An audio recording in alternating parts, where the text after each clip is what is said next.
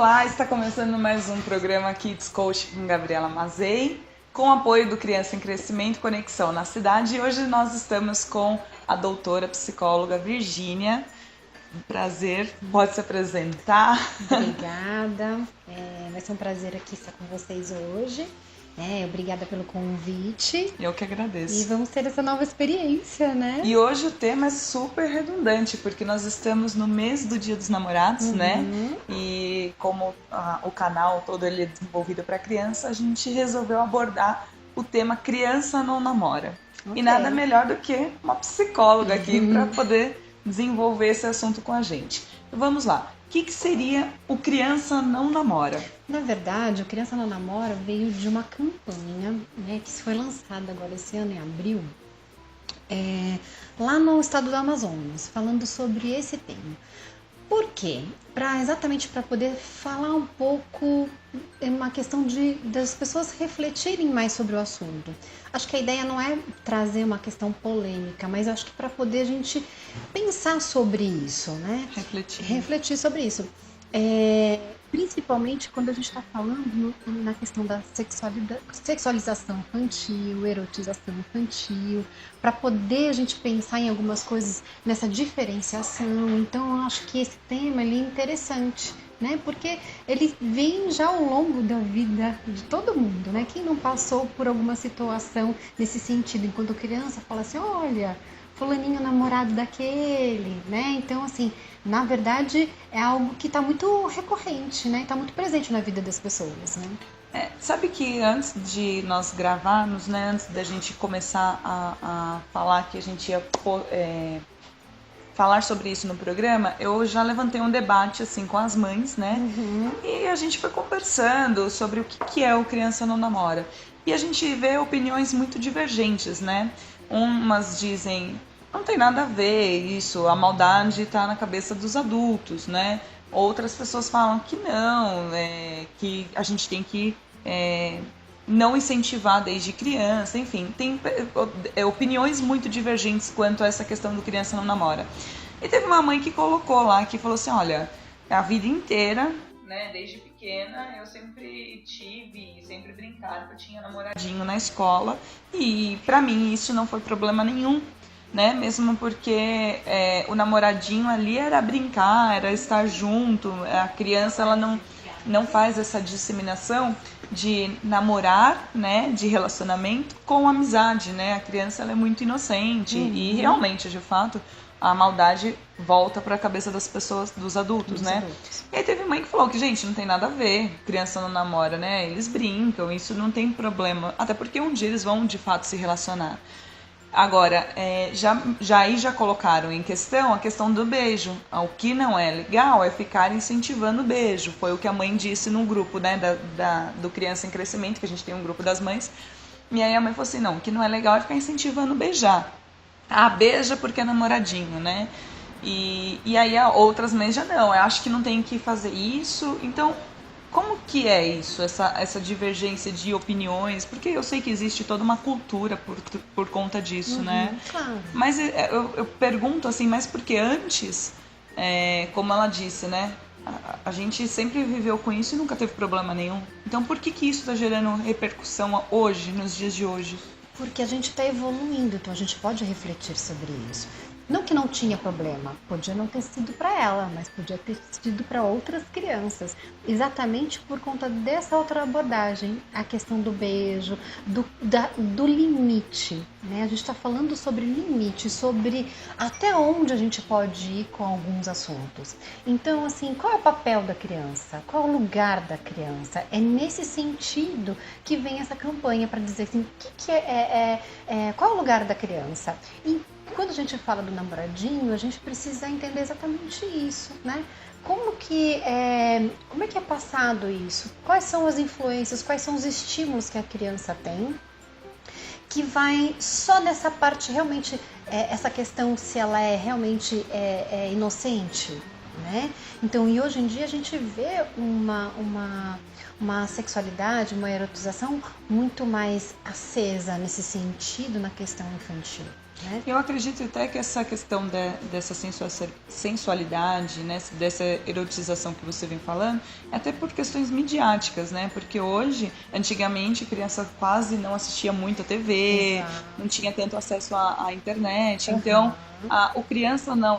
o namorar para criança, de fato, poderia ser algo inocente, penso eu, né? E aí eu gostaria que você me falasse, mas poderia ser algo mais inocente que acaba hoje criando outros conceitos porque a mídia já apresenta o conceito mais cedo para a criança, né? Isso, e a gente Ou não?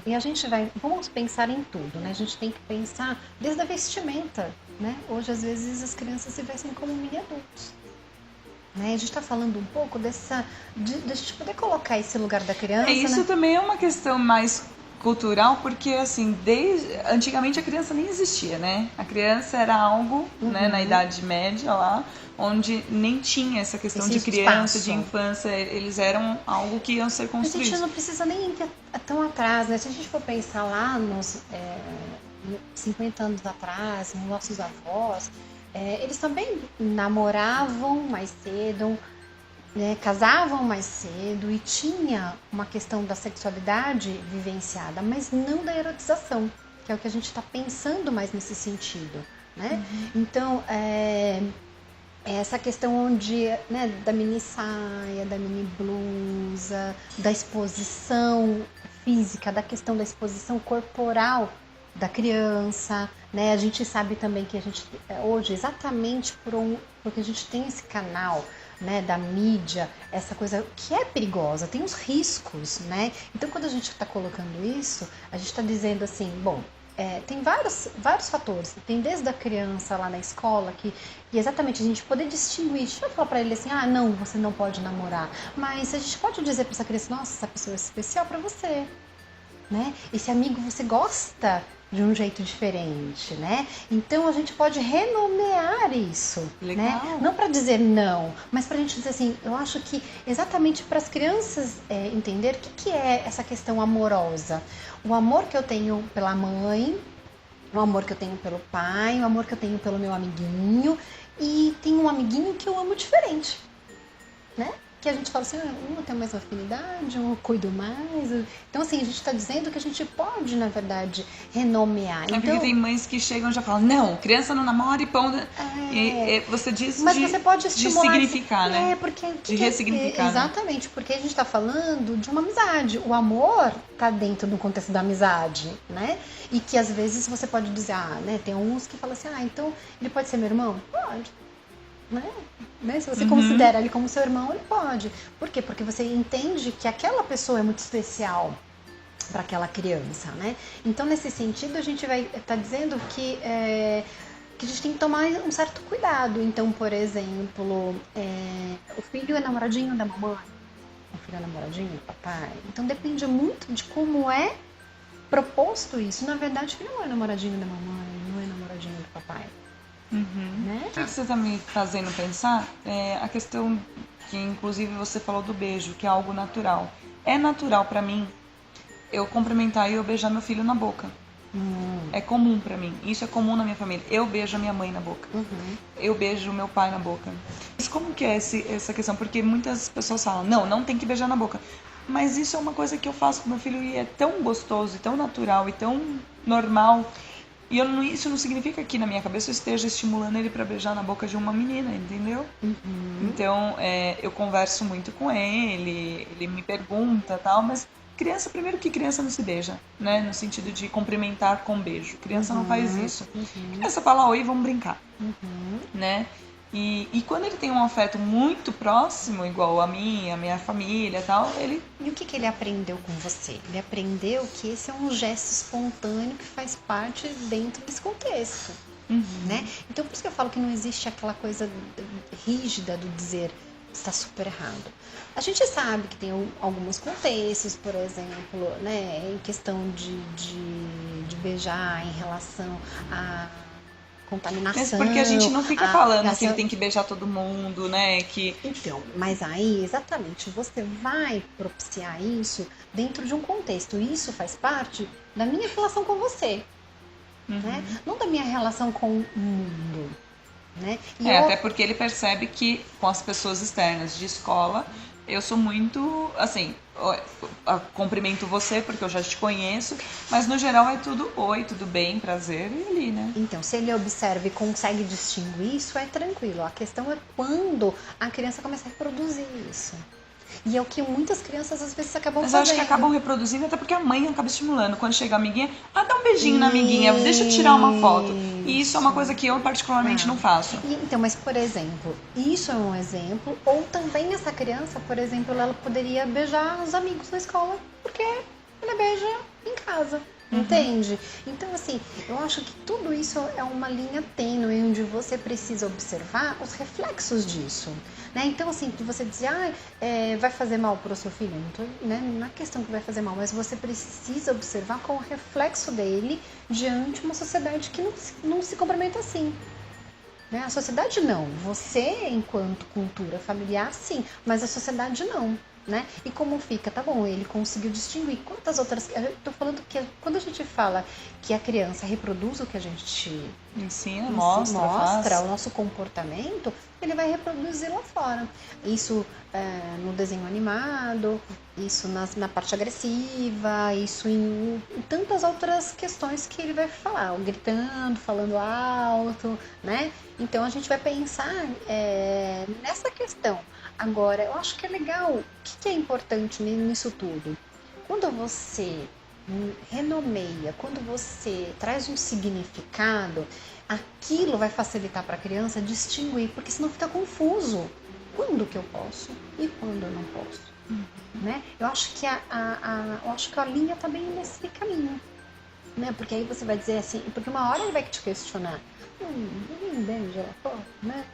Ele pode te questionar. E a gente vai conversar. E aí vai tranquilo. Exatamente. Aí você pode até dizer, olha, não é costume, isso tem a ver com a nossa família, tem a ver com a mamãe, tem a ver com o papai, tem a ver com o tio, com o vovô, você vê que eu faço assim com o vovô, né? Assim, esse é um costume da nossa família. Então ele vai entender que isso faz parte de um contexto, né?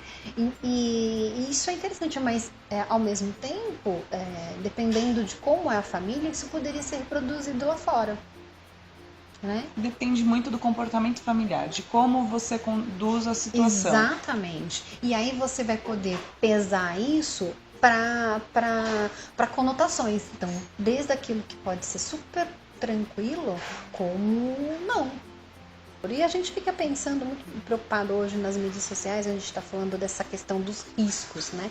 Hoje, se você coloca uma foto muito ingênua do teu filho de biquíni, você não sabe para onde vai. Você não sabe em que lugar vai ficar, né? Porque você não tem controle sobre isso, né? Então a gente tá pensando muito nessas questões na proteção também. Da criança, na proteção da criança. Porque as pessoas acham bonitinho, né? Tirar foto e registrar e publicar a vida inteira nas mídias sociais, né? E tem que ter um controle, porque assim, você publicar a sua foto, você publicar a si e fazerem alguma coisa, né? Agora, publicar a foto de uma criança.